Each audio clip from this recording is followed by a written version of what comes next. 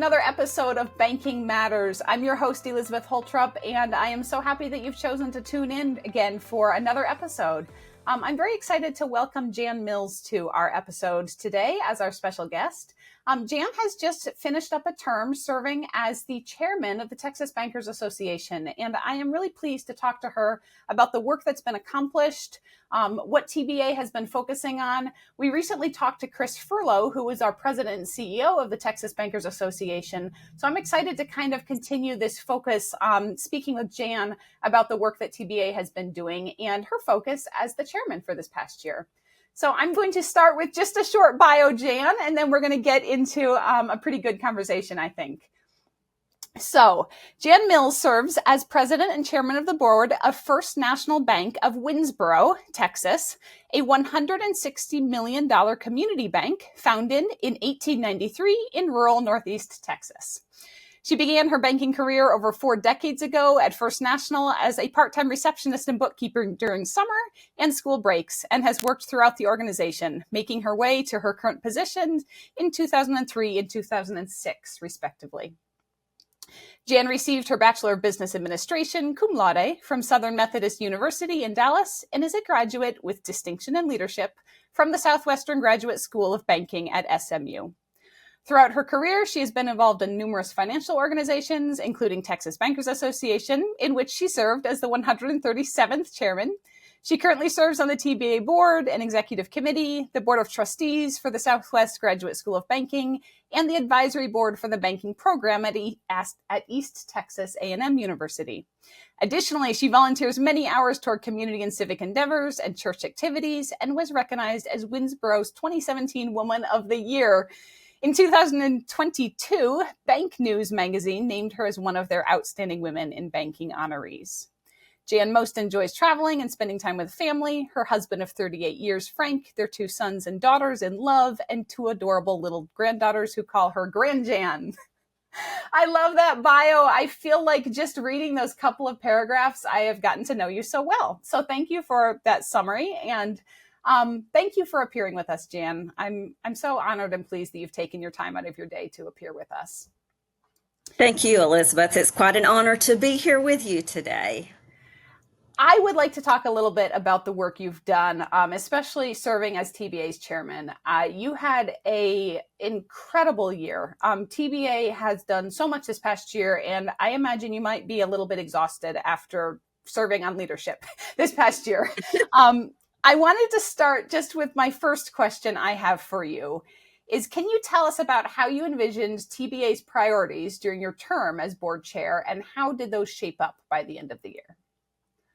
I'll be happy to. One thing about TBA, it truly is a member-led and member-initiated priorities as far as TBA. I mean, what's important to our bankers, what impacts our industry is important to TBA.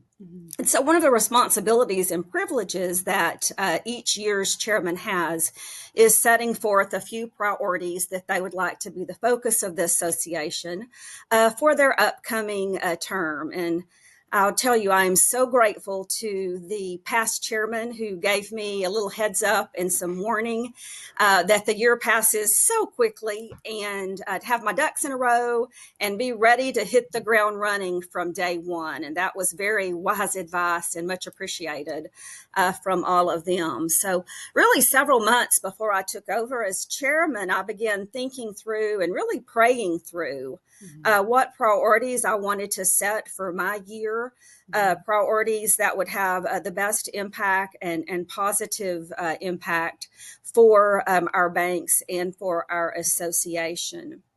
And obviously, it is so difficult in 12 months to get a lot of things done. And so the chairman sort of pick up where others have left off and continue some of the priorities, but then I have a few of our own as well.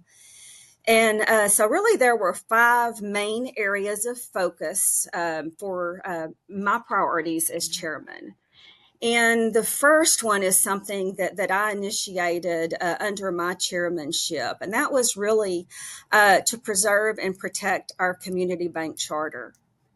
When I started looking through the banking industry as a whole, to me, it was alarming when I realized that over the last 25 years, Texas has lost 55% of our bank charters. And I looked, and across the nation, very similar statistics. Our community banks are consolidating, they're leaving the industry, they're selling. Or whatever the case may be. In the 80s, there were other issues that we all had to work through and live through, and hope we don't see those times again. But that was really one of my number one goals, is for us to make sure we are doing all we can as an association to preserve the life of our community banking industry, because community banks truly are the lifeblood of their communities. And then, it's no secret that TBA has been involved in several legal battles over the last several years. And so it was very important to me that we continue to lead the way against the fight, against the Washington overreach and the mountains of regulations and legislation that has come down the pipe in recent years. And happy to say that we have had several wins on the battlefront, fighting against all of the 1071 regulations, the CRA modernization, and those things. We have not totally won those suits yet, but I'm very pleased with the work that Celeste Embry, our general counsel, and others have done to progress those cases through the courts and the battles that we've received so far. And 2024, we all remember, was a hot and heavy election year. And so it was definitely one of my goals for TBA to do all we could to engage our members across the state to make a difference in the election process. And so TBA developed what we called the Get Out the Vote campaign, where we truly engaged bankers all across Texas to educate their staff in their communities on candidates that impact and are pro-banking and impact our industry, so that we could make a difference there. And so, from there, I feel like we were very successful in getting some pro-business, pro-banking folks elected that can make a change for us. And then the real work begins, trying to lobby and be proactive in making changes through the legislative process. Another priority that was very near and dear to my heart is cybersecurity and financial fraud. Banks of all sizes, mine included, we are not immune to the financial crimes and fraud that is happening, rampantly in our industry. So I really wanted to focus on tools that our bankers can have available, and then what can we do to make it tough. Put some penalties and some teeth into folks that are getting caught doing the things they shouldn't do. And I think TBA has been so proactive in that area. We have something called the ISAL, the Information Sharing and Analysis Organization, that TBA has stood up, and it is a great way for our banks to communicate back and forth, boots on the ground. When you see an issue or something, our bankers know about it, and they're sharing with each other so that we can be proactive on that front. We have a fraud task force that we have continued. Ray Vituli leads that for us, and he has done a great job of addressing some of those issues. We had a fraud solutions summit to address the financial fraud, and not just talk about it, but to provide resources to our banks to help address the matter. And then TBA was very active, started as early as this time last year, talking with our lieutenant governor at the state capitol, to let him know the challenges that our banks and our communities and customers are facing. Kate Decker, our assistant deputy counsel at TBA, had a former working relationship. Lieutenant Governor Dan Patrick was her boss at one time. And so, it's good. It's good to have friends in high places there. That helps. Yes, it definitely does. And so Kate has done such a great job in developing a fraud package of bills that are working their way through the Texas state legislature. In fact, several of them are on Governor Abbott's desk now. Wow. And so excited about those, really showing that we're serious about financial crimes in Texas there. And then another priority is just ensuring the future of our members and our association. Continuing with the great work that Compliance Alliance, Compliance Hub is doing, providing needed resources, not just for our Texas banks, but for bankers all across the United States. Our insurance, Texas Bankers Insurance Agency, lots of other means that bring in not only services to our members, but also income and revenue to the association. And, it takes dollars to make things work. And it's been years since TBA has seen a dues increase. And I'm proud to say we only have 16% of our budget revenues that are dues related. And I think that's fairly low for associations. For associations and organizations. And it's through this collaboration of all of the other entities and things we have going on at TBA that have allowed us to do that. And then really protecting the future of our industry. TBA is kind of a unique program partnership with 17 or 18 universities all across the state of Texas, and really developing our own pipeline of bankers. We'd all like to retire someday, and in order to do that, we've got to have folks to take our place.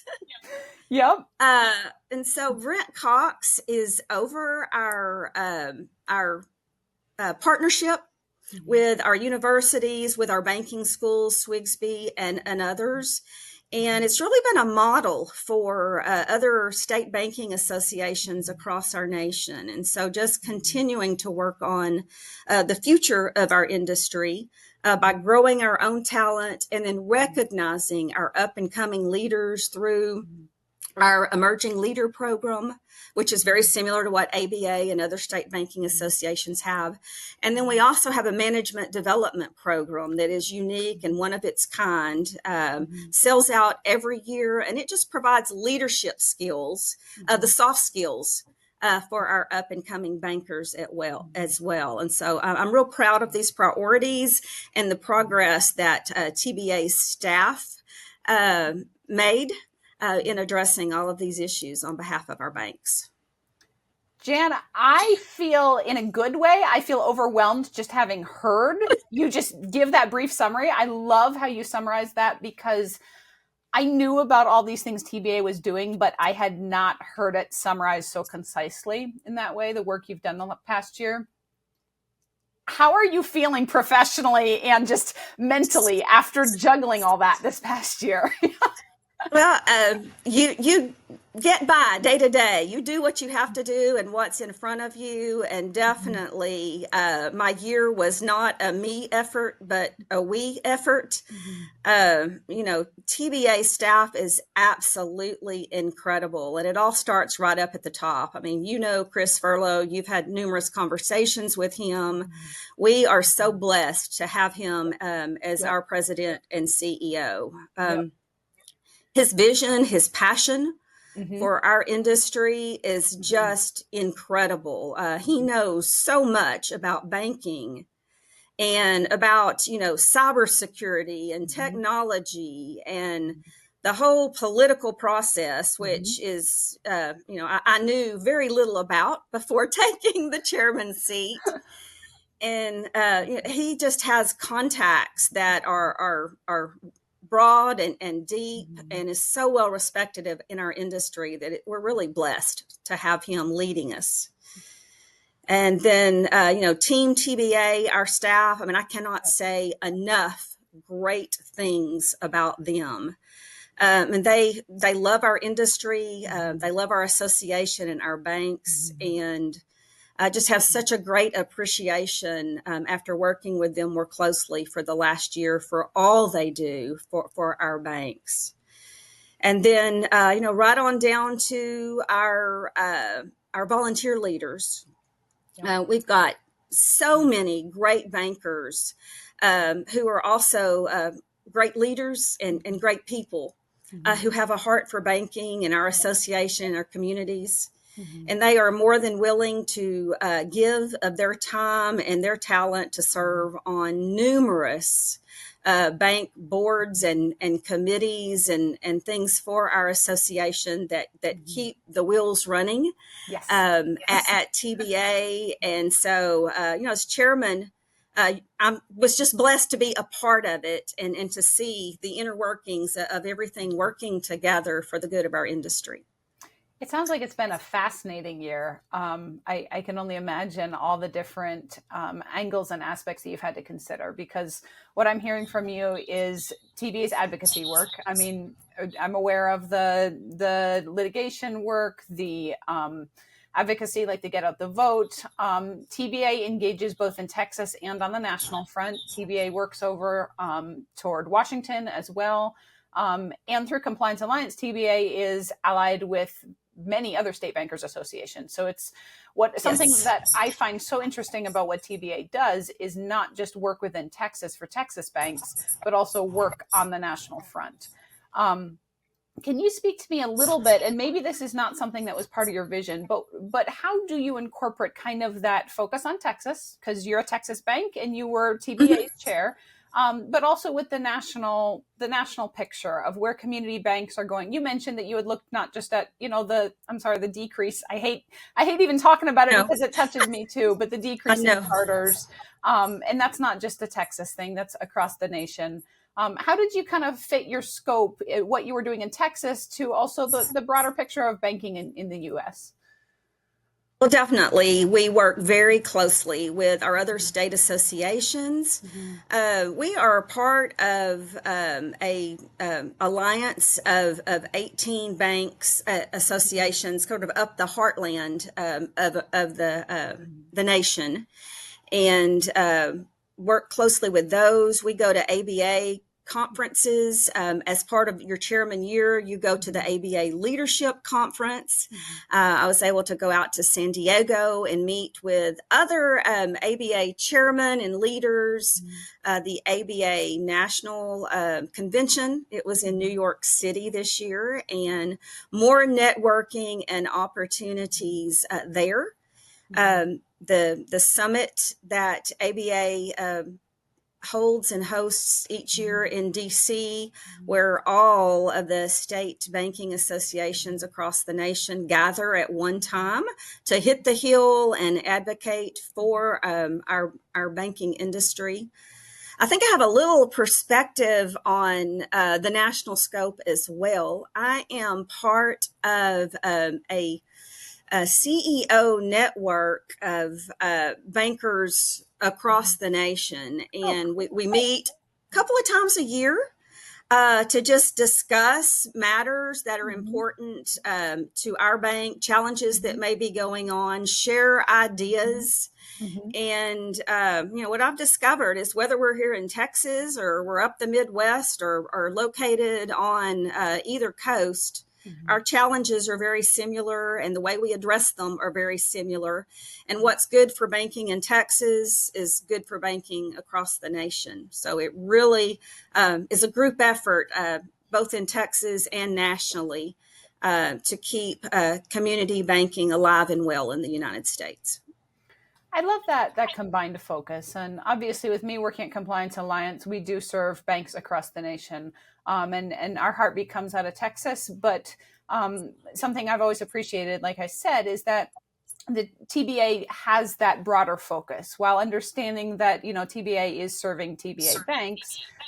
There really is that idea that what works for one will work for all, and when we join together, we are stronger together. I'm kind of paraphrasing, but I really appreciate that focus, and it seems to me that under your leadership, that idea has continued. I hope so.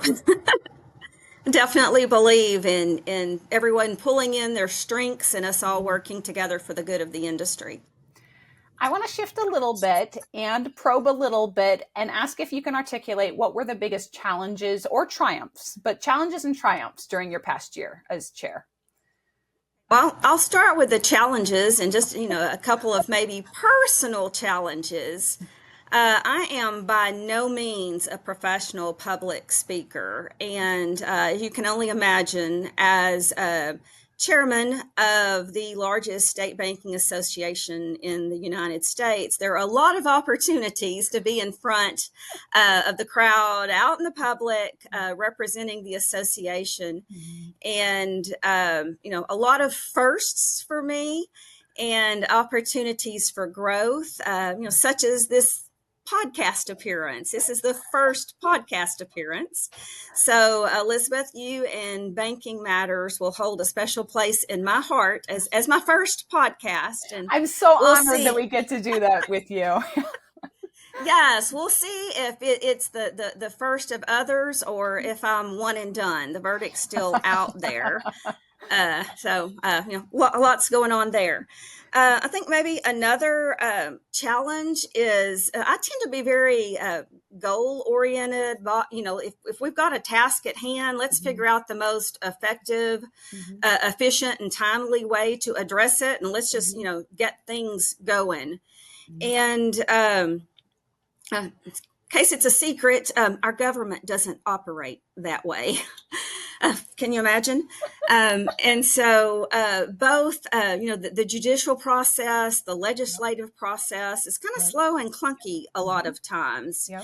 It's just difficult to get the wheels going and get exactly everything you want to get accomplished in the time frame that you want to get it accomplished. And so it takes a lot of persistence and patience to see things through. And I'm much better, I think, on the persistent side of that equation than the patience. That's a challenge for me. I think as far as challenges for our industry, I've already mentioned fraud.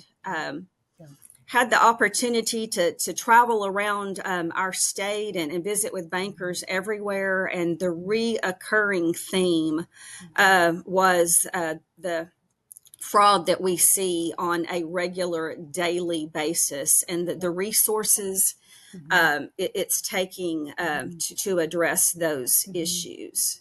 And so that's definitely industry-wide one of our greatest challenges that I have seen and heard from our banks.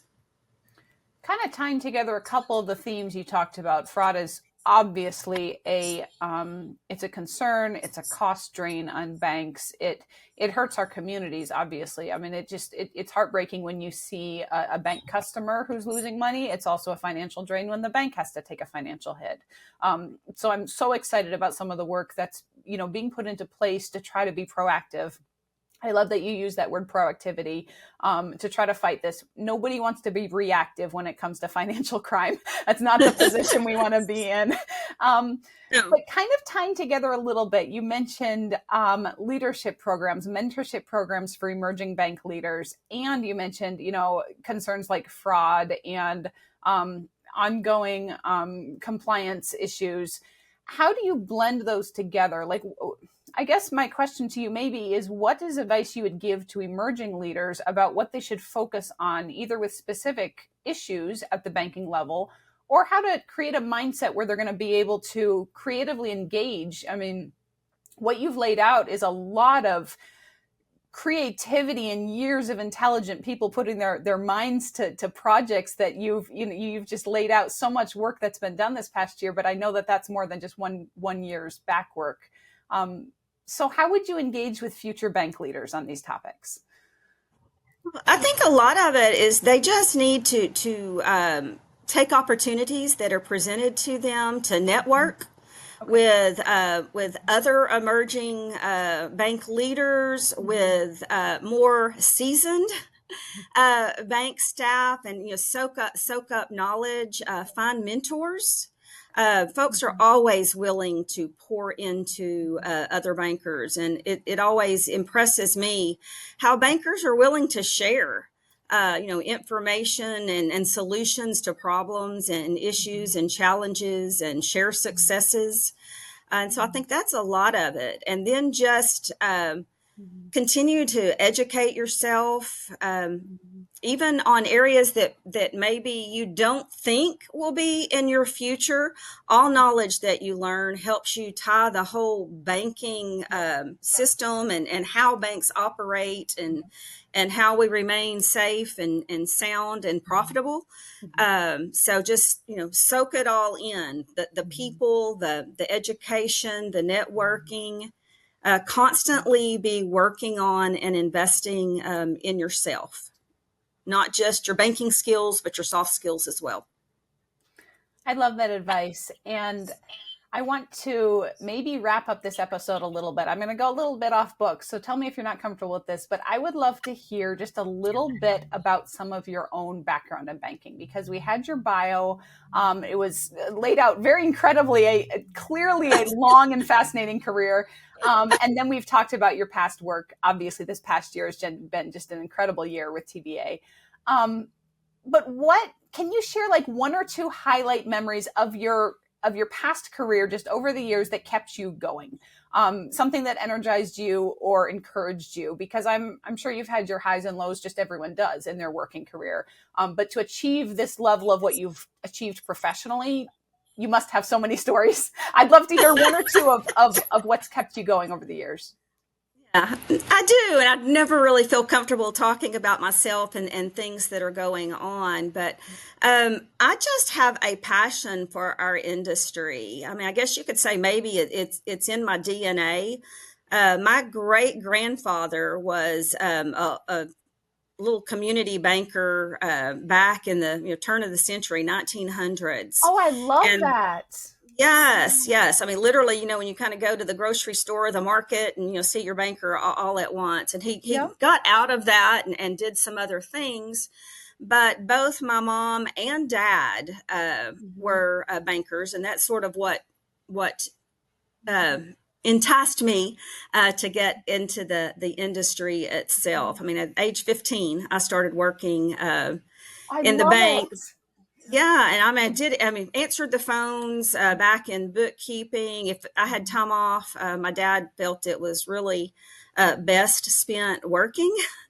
And so I'm really grateful for the strong work ethic he gave me, and the love for our industry, and the heart for community service. And so I really feel like it's our duty as bankers to invest back into our communities, and to serve and to help others when we can. And so that's one of the things and passions that really drives me, is not just the banking industry and what we can do, but giving back to our communities and our industry. And so I think that's sort of as chairman. I really wanted to engage as many of our members as I could into giving back to our industry and to others. And so every opportunity I had to speak, I issued a real simple challenge to all of our bankers, and that was to pray, do, go, and give.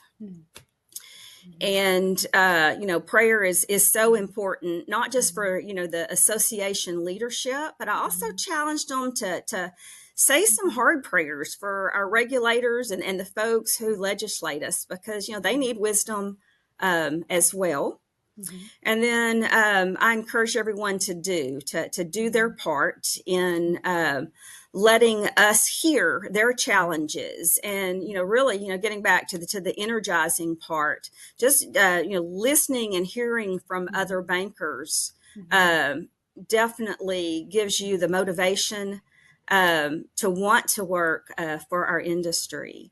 And challenge them all to do their part in getting to the polls and voting, and to do their part in um, developing relationships with their local, state, and national representatives, developing those relationships, because I think that's so important. And then, going to the networking, going to association events and supporting those, and going to the state capitol in DC, Mm-hmm. being on the hill and around other bankers, um, working toward that common goal of good for our industry is definitely energizing. And then I challenge everyone to give back to our state bank pack, to give to our foundation that helps others in need. And it's just what a blessing to see how everyone answered that challenge and stepped up and gave generously like bankers do. So I think, just relationships, other bankers, being around folks with similar passions of my own. It's really what keeps you going and keeps you energized and keeps you working for the good of our industry and our communities. I love that theme of relationships. Back when I was a lender, we talked a lot about relationship banking. I worked at a community bank, and that was very much the approach from the banker toward the customer. But the relationships within banking as well, within the industry. We can use the term networking. That seems a little bit more cold, but it's just building relationships. It's having conversations like we're having right now. That's what energizes me and excites me about how we Yes. can work together to solve big problems. There's big stuff to do. Just, even just the There fraud is. question like you raised. But just, yeah, one step at a time, conversations, putting people's heads together and working together. That's what excites me. And I have been so excited to see the work you're doing, because it seems to me you are really leaning into what you just expressed, that attitude of working together and building those relationships. I love that. So important. It's how we all move forward. It is. Well, Jan, I just appreciate your time so much. I feel like our time here has flown by. I have learned from you. I've been inspired by you. Thank you. Just on behalf of all of us who have watched your service to TBA this past year, thank you for the work you've done and the inspiration you've been to people like me who's hoping to do many more years in my career in banking. I love that I get to look to people like you who are in leadership roles and yeah, can provide just insight and another step along the way. We thank you for your time. We thank you for your service. And anything else you'd like to add before we end the episode? If you ever have an opportunity to volunteer for your state associations, or especially are invited to serve as chairman, say yes. It has been the most rewarding experience, definitely the highlight of my career. And so say yes, and you will not be sorry, I promise you. And so thank you, Elizabeth, for our time together and for your kind words. It's quite an honor to have served as TVA's chairman.